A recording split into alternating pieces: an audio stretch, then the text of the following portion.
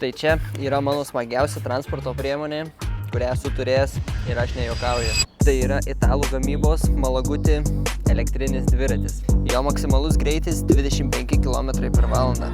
Tie, kas važiuoja trasoje, atsisuka jį iki 70 km/h greitį. Pasikeičia tikrai. Na, tai pakalbėkime apie kainą. Man gavosi 5, bet visa tai priklauso nuo to, kokį variantą jūs norit pasimti.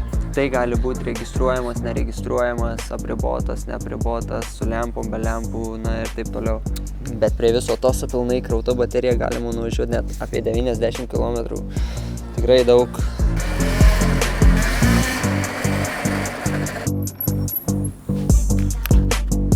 Priekyje turim verstas reguliuojamas šakes su apsaugom.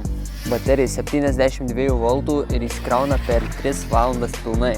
Gale reguliuojamas amortizatorius ir 4 stūmokliukų stabdžiai. Užsukite į Mototop, įsibandykit patys.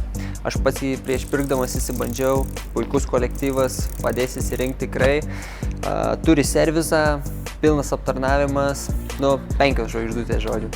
Tai jo, šiandien tiek, iki.